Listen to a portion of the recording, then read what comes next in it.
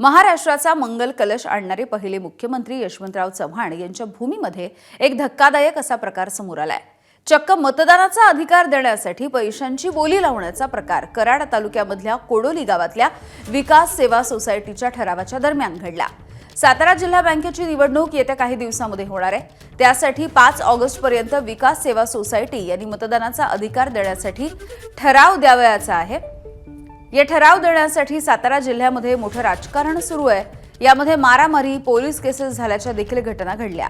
आता चक्क लोकशाहीचा गळा घोटणारी प्रक्रिया सहकार क्षेत्रामध्ये बघायला मिळाली। 70,000 रुपयापासून सुरुवात झालेली बोली 2 लाख रुपयांनी मतांचा अधिकार खरेदी करून पार पडली आहे। कोडोली ग्रामविकास सेवा सोसायटीची संचालक मंडळाची मीटिंग सातारा जिल्हा मध्यवर्ती बँक निवडणुकीच्या ठरावाच्या संदर्भात आयोजित करण्यात आली होती। या मीटिंगमध्ये संस्थेला भरघोस पैसे देणाऱ्या सभासदाच्या नावे ठराव देण्याचा निर्णय संचालक मंडळांनी घेतला। या अनुषंगाने या ठरावाच्या संदर्भात लिलाव पद्धतीने ठराव पूर्ण झाला।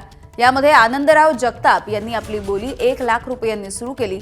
विक्रमसिंह संभाजीराव जगताप यांनी 2 लाख रुपयांची बोली लावून मताचा अधिकार मिळवलेला आहे। शरद पवार यांच्या राष्ट्रवादीचे प्रदेशाध्यक्ष शशिकांत शिंदे यांनी या सगळ्या प्रकरणावरती नेमकी काय प्रतिक्रिया दिली आपण बघूया। गावाने ठरवलं, आता संचालक आणि सदस्यांना आणि ठराववाल्याला देण्यापेक्षा आपण त्याचा लिलाव करायचा आणि तो लिलाव करून मग आपल्या गावाला त्या ठिकाणी निधी घ्यायचा, रक्कम घ्यायचा। मला वाटतं की खरं म्हणतं ते दुर्दैवाची गोष्ट आहे आणि ते पण जाहीर पेपरामध्ये येत आहे। म्हणजे याचा अर्थ असा आहे की आता लोकशाहीतून निवडणुका हा संपलेल्या आहे। आता सत्ता, पैसा आणि हुकुमशाही, दडपशाही याच्यातून असा प्रकार होतोय हे दुर्दैवाचं आहे। निदान सातारा जिल्ह्यामध्ये ही आता प्रथा सुरू झाली आहे। मागच्या जिल्हा परिषदेपासून वगैरे या पद्धतीने सुरू झालेल्या आहे। एबीपी माझा, उघडा डोळे बघा नीट।